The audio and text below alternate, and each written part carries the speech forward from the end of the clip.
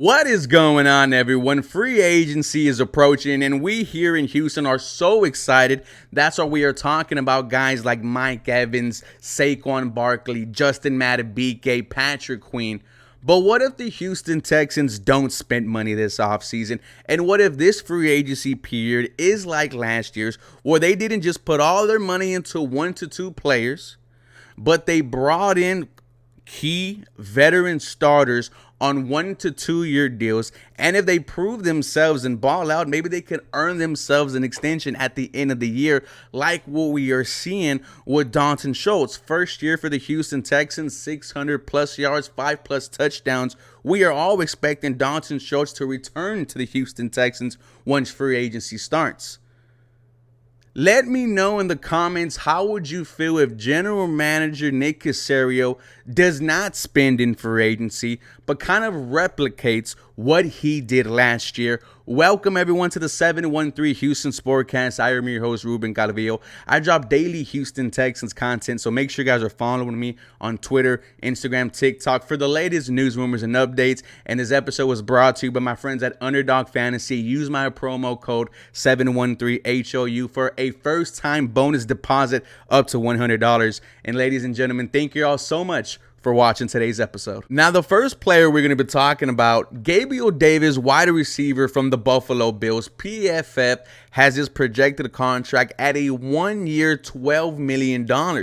Gabe Davis, deep threat, a home run just waiting to happen. Here was his stats on the season: 45 receptions, 746 yards, 7 touchdowns, averaging around 9.2 yards a catch. His stats last year: 48 receptions, 836 yards, 7 touchdowns, 9 yards a catch. And what's interesting about Gabe Davis is throughout his first 4 years, no less than 6 receiving touchdowns, only 24 years old. If I am the Houston Texans, I am thinking about giving Gabe Davis that 1-year contract. This is what PFF has to say. Davis is your typical vertical threat out wide, averaging more than 15 yards per reception in every season of his career, and coming down with a fair amount of contested catches with a good high pointing skills. However, Davis doesn't have the fastest release off the line. It doesn't snap off in breakers with a sharpness to create separation over the middle. He'll help stretch the field outside the numbers for an acquiring team and can have some huge outings on occasion, but he can also be absent from the box score at times. Now, I think Gabe Davis could come in and be a legit number 3 wide receiver for this Houston Texans team. And when CJ Stroud is your quarterback, I think the best is only to come.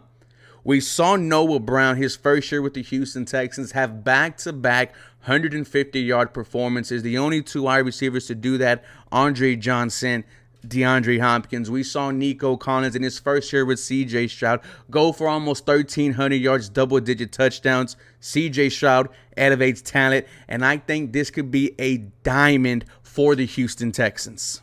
Another player that won't break the bank for the Houston Texans, but could potentially end up being a gem, linebacker Jordan Brooks from the Seattle Seahawks. This is from my boy AD, who put us on. They have his projected contract at 3 years, $36 million total, $20 million guaranteed, and an annual salary in those 3 years of $12 million. Here's what PFF had to say. Brooks draws tough assignments in coverage, which knocks his grade a bit, but it also illustrates the trust this defense has in him. His ability to return by week 1 of 2023 after a torn ACL suffered in week 17 of 2022 was extremely impressive, and he posted career high in pass rush grade and coverage grade this season. Brooks is a 3-down player who could continue to grow with improved health and experience.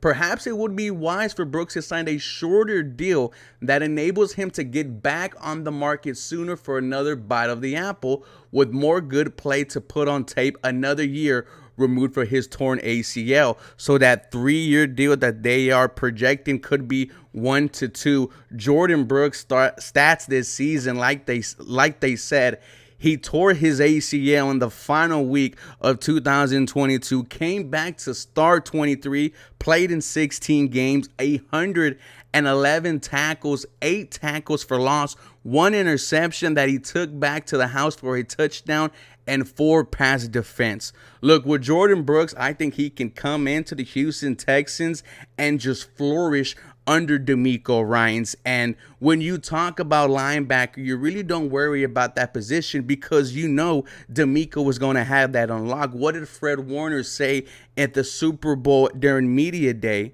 There is no Fred Warner without DeMeco Ryans. We are already seeing the growth in Christian Harris. What could potentially happen if DeMeco Ryans gets his hands on Jordan Brooks? Now, the third and final guy we're going to be talking about, Darnell Mooney, wide receiver from the Chicago Bears. PFF has his contract at a 1-year, $9 million total. His stats on the season: appeared in 15 games, started 14, 31 receptions, 414 yards a tutty.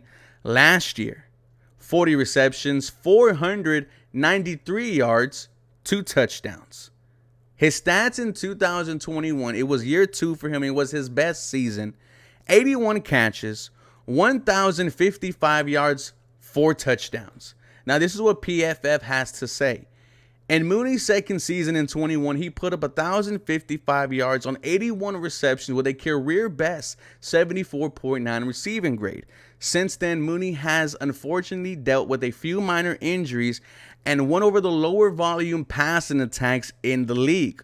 Nonetheless, he creates separation on intermediate and deep routes consistently, and he could be the ultimate buy low for a team that can tap into the potential we saw a few years back. I mean, 1 year, $9 million, you're not breaking the bank at all, and there is some potential there in Mooney. 26 years old, he should be fighting for the number 3 wide receiver spot, fighting for the number 4 wide receiver spot. It would not surprise me if the Texans sign him and he does not make the 53-man roster. Nonetheless, you also have to take some chances on these guys, right? You saw what happened last year when you got Dalton Schultz and Devin Singletary and Sheldon Rankins, right? All these guys helped you get to the postseason, blow out the freaking Browns. You were this close away from your first ever AFC Championship, this close away from your first ever Super Bowl. Ladies and gentlemen, we are going to do more of these potential free agents for the Houston Texans that won't break the bank. With that being said, thank you guys so much for watching today. Go Houston Texans. Guys, have a blessed day.